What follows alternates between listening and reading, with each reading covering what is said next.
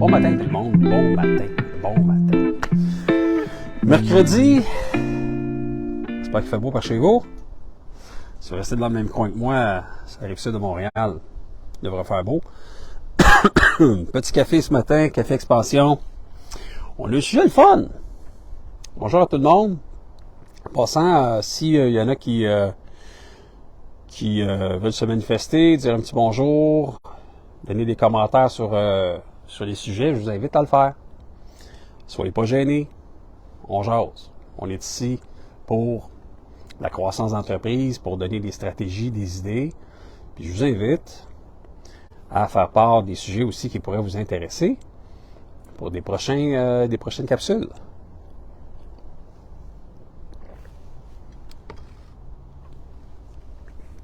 Bon.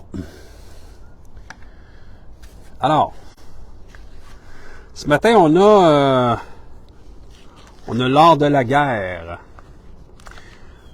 L'art de la guerre de Sun Tzu. Super le fun. Écoute, je lisais ça, là. C'est ultra intéressant, cette affaire-là. Ça permet, en fait, de comprendre certaines stratégies, certaines astuces, qui permettent un peu comment je dirais ça? Pas de tricher, mais qui permettent d'aller un peu plus loin, tout en subtilité. Puis tu sais, bon, si on revient à base de ce concept-là, c'était idéalement, il y a très longtemps. En fait, la stratégie était simple. Un village était attaqué et on laissait une porte de sortie, on laissait une porte extérieure ouverte pour que justement les gens puissent se sauver, pour que les gens puissent abandonner le fort, pour que ceux-ci puissent convaincre leur ami, les gens, la famille, « Hey, on peut s'en aller, on peut se sauver, on va pas mourir ici, c'est pas vrai, on sac notre camp. » À ce moment-là, ce qui se passait tout simplement, c'est que le village qui était envahi par, si on veut, l'ennemi, le village n'était pas ravagé, le village n'était pas brûlé, le village restait intact comme c'était, parce que les gens ont tout quitté par eux-mêmes. On entourait le village au complet, on donnait aucune chance, on bloquait toutes les portes sauf une, et c'était volontaire. C'était volontaire de bloquer cette porte-là, c'est-à-dire de ne pas bloquer la porte tout simplement pour que les gens puissent s'échapper facilement, hein, et en toute confiance, qu'ils pensent qu'il y a une brèche et qu'ils l'ont trouvée et qu'à ce moment-là, ils puissent se sauver. Mais l'objectif de ça, c'est de faire en sorte de ne pas perdre le soldat au combat. Hein? Très smart comme stratégie. Facile d'envahir des villages, puis faire peur au monde, puis leur faire croire que, écoutez, vous allez tous mourir. Alors, il y a une porte en arrière qui permet de sortir. Si tu ne laisses pas d'option, ces gens-là, ils ne pourront pas se sauver. Puis s'ils se sauvent, ils vont tout simplement dire, OK, on se sauve, on s'en va. On choisit cette avenue-là au lieu de se battre. Au lieu de se battre le cœur au ventre, au lieu d'être dans le désespoir, puis de décider de l'ennemi. Parce que plus souvent qu'autrement, il aurait peut-être même gagné s'il avait fait ça. Mais, ils ont choisi la voie facile, qui est la voie de la fuite, pour sauver leur vie, pour sauver leur famille, sauver leurs enfants, ça se comprend. Et tout ça était orchestré de A à Z, pour faire en sorte que justement, eux s'en aillent et que le village soit à l'ennemi sans trop d'effort. C'est un petit peu ça qu'on va parler aujourd'hui. On va juste réajuster la caméra un petit peu. Et voilà. Donc, on parle du principe de Sun Tzu, hein, lors de la guerre. Puis, il y a quelques points qui sont super intéressants, puis je vais soulever un point par la suite qui m'a plus interpellé, si on veut. Donc, on parle de la connaissance de soi. Donc, comprendre les forces et les faiblesses de votre entreprise ainsi que de votre position sur le marché. C'est important. Connaissance de l'adversaire. On doit connaître également l'adversaire. On doit connaître la personne qui est en face de nous, étudier les concurrents, leur stratégie et aussi leurs faiblesses. Donc, on doit savoir, OK, eux font ça comme ça, parfait. Eux sont pas forts là-dedans. Nous autres, on est plus forts là-dedans. Les autres sont pas très, très forts dans le service à la clientèle ou dans la livraison de produits, ou sont pas très forts dans le marketing. Il faut connaître un petit peu l'ennemi, là. L'ennemi. Il faut connaître l'adversaire, ses points faibles, pour que nous, on puisse mettre l'accent sur nos propres points forts. Planification stratégique en point 3. Développer une vision claire de l'objectif à long terme et des étapes pour les atteindre. Bon. Planification stratégique, c'est ça que ça veut dire. On veut que ça soit à long terme organisé. Hein? On veut que ça soit planifié. Et ça, c'est super important. Adaptation. Il faut être flexible et s'adapter aux changements, les changements du marché et les changements de la concurrence également. Donc, changement économique, changement du marché, il faut être capable de s'adapter là-dedans. Il faut avoir des liquidités en tant qu'entreprise tout le temps. Puis je le sais, il y en a qui vont me dire « Ah, bon, j'ai réussi sans emprunter, sans avoir d'effet de levier. » Parfait.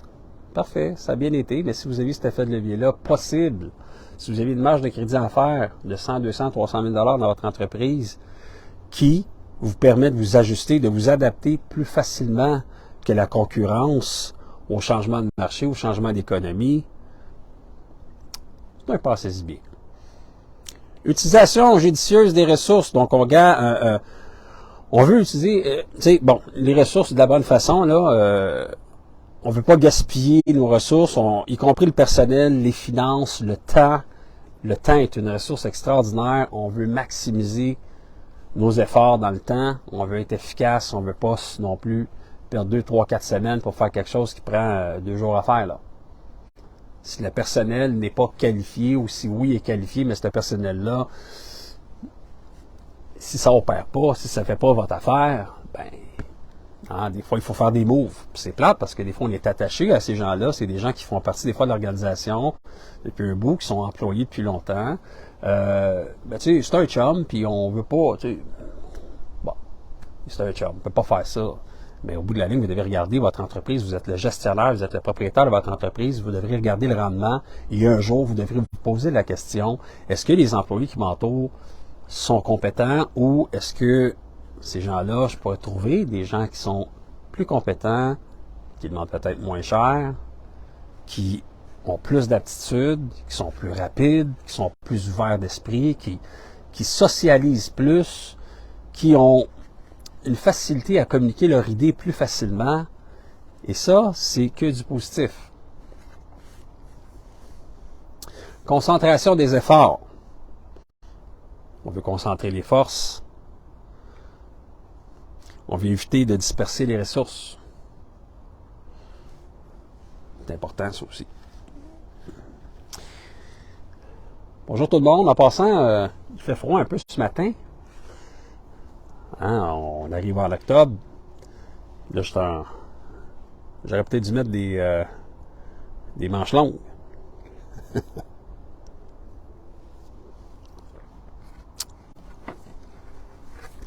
On continue.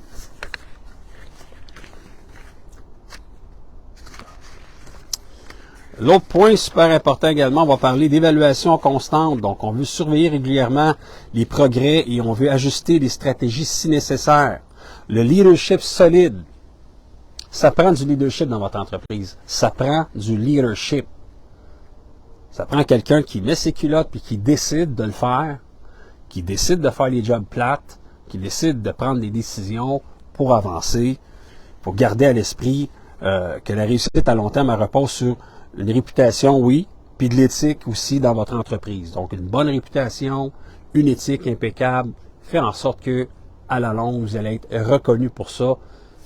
On le sait, là, des grosses entreprises, des entreprises qui étaient supposément, font une erreur, 2 erreurs, oups, ouais, la confiance, ça s'envole vite, là.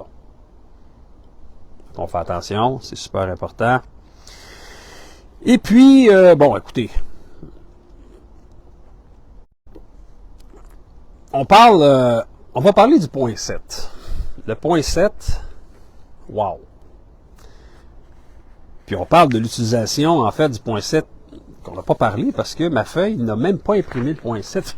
Mais moi, vous le dire, c'était l'utilisation de la ruse. On utilise la ruse. La ruse est essentielle pour mettre en œuvre des stratégies Compétitive, efficace en entreprise. On va aller dans le détail dans la ruse. L'utilisation de la ruse en stratégie d'entreprise implique l'adoption de tactiques intelligentes et créatives pour dépasser la concurrence. On parle d'analyse de la concurrence, on va analyser, étudier attentivement les concurrents pour identifier les faiblesses, les schémas comportementaux qui sont prévisibles de l'entreprise. Tu sais, on veut comprendre où ils sont vulnérables. Première étape. On veut contourner les attentes, éviter d'adopter des stratégies prévisibles pour que les concurrents pourraient l'adopter. Si tout le monde s'en va dans la même direction, envisager un autre chemin. À force de faire comme tout le monde, puis quand tout le monde veut être spécial, il n'y en a plus personne qui est spécial. Tu sais, parce que le monde, crime, je suis spécial, je suis bon, check ce que je fais, check ça, mon compte TikTok, là, ça déborde, là, je fais des lives à tous les jours sur TikTok, YouTube, Facebook, je vais dans toutes les 5 à 7 possibles. Parfait. Est-ce que vous êtes obligé de répliquer ça? Non. Est-ce que vous êtes obligé de faire pareil? Non. Oui, il y a une certaine, si on veut, parce que une nouveauté, là, on parle encore dans la première, deuxième, troisième année, on est dans la nouveauté du TikTok, de vraiment de l'influenceur, si on veut, entrepreneur. Ça s'estompe. C'est un mouvement qui va s'estomper. Pourquoi? Par la simple et bonne raison que les gens se fatiguent de faire ça. Moi, TikTok, de temps en temps, ici, on a un rendez-vous à chaque semaine. Pas mal ça. J'ai pas besoin, je ressens pas le besoin d'être présent sur les réseaux à chaque jour, puis de gaver les entrepreneurs d'un message qui, à un moment donné, fait plus de sens. Trop d'informations, c'est comme passé.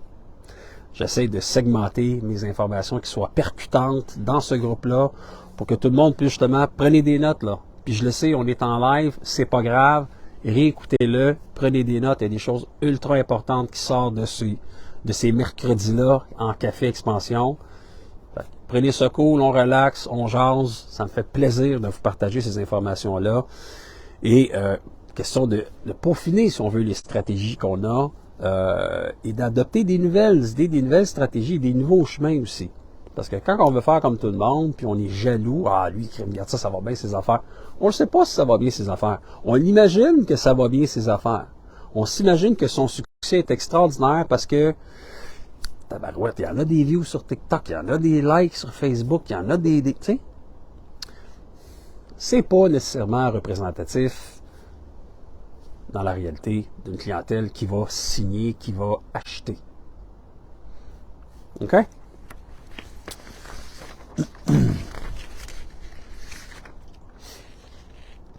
L'effet de surprise.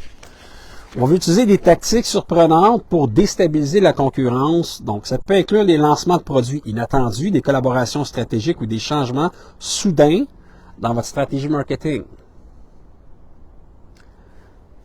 Bon, c'est sûr qu'un plan marketing écrit à l'avance qui va vous permettre de savoir où vous en allez pour les 3, 4, 5, 6 prochains mois, c'est intéressant.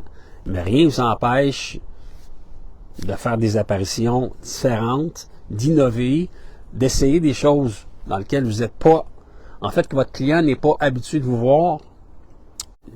Vous pouvez tester des choses aussi. Il y a des choses qui fonctionnent, des choses qui ne fonctionnent pas. La radio, il y a des publicités à la radio audio qui sont ultra performantes. La radio, c'est un média de masse. Oui, ça coûte cher. Ça coûte très cher. La radio, beaucoup plus cher que Facebook, Google, Alouette. Mais ça atteint un public différent. Les gars de la construction qui sont dans le char, là, il y a une autre affaire, là, dans le trafic. Vous pensez qu'ils font quoi? Ils écoutent la radio? Ah ouais. Publicité de 15 secondes qui passe 10 fois, 20 fois dans la journée pendant 3 semaines. Ça coûte cher, mais ça peut avoir un certain impact. Il y a des choses qui existent. Parce que là, tout le monde capitalise sur la numérisation, sur le marketing online, sur aller chercher des clients. Mais il y a d'autres choses aussi là, qui peuvent exister. Soyez commanditaire dans un événement de golf. Allez, s'il y a un événement immobilier, quelque chose d'extraordinaire où il va y avoir 600, 1000, 2000 personnes, Prenez-vous un kiosque, quelque chose que vous n'avez jamais fait, au Palais des Congrès. Oui, c'est des coûts, mais il faut toujours calculer le retour sur investissement. Moi, si je mets une pièce quelque part, puis cette pièce-là m'en ramène 10, 20, 50, 500, on se comprend?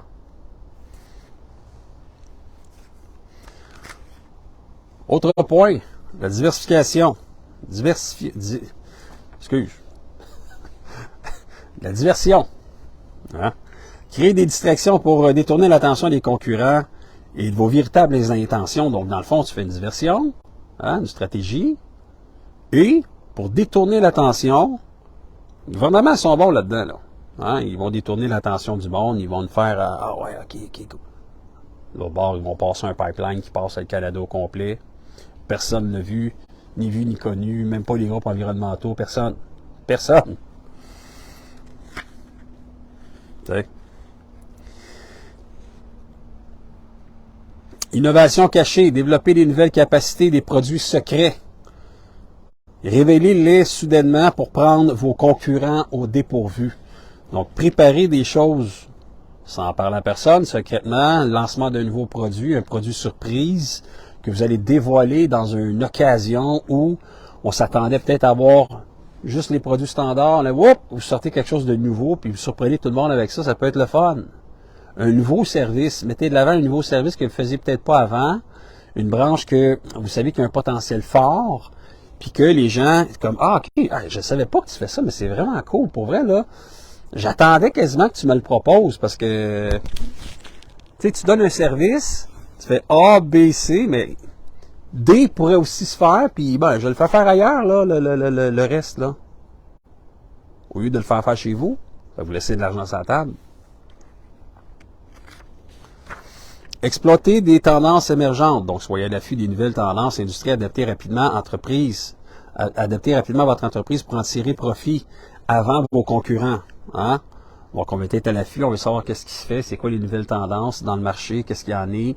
OK, parfait, on prend un pas d'avance pour pas être le dernier sur la parade. On veut pas être le dernier, là. Quand on se met à changer nos affaires, puis c'est parce que tout le monde l'a changé avant nous autres, on ne fera pas une scène avec ça, là. Agilité. On veut avoir une équipe qui est capable de prendre rapidement des décisions et d'exécuter des plans qui vont nous permettre de réagir rapidement au changement du marché. On en a parlé tantôt. Ça prend une équipe solide. Ça prend des gens de confiance, des gens qui bougent. On veut que ça bouge. Les gens qui dorment au gaz, là, moi, je suis un petit peu tanné. Là. Il y en a beaucoup du monde qui dorment au gaz, on dirait, là.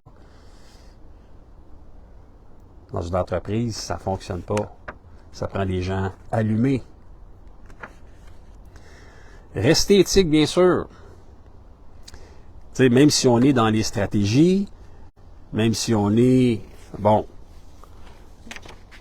t'sais, soyez dans ce que vous voulez. Là. Même si on est dans les stratégies où on essaie d'utiliser des façons de régler un problème différemment, il faut rester éthique.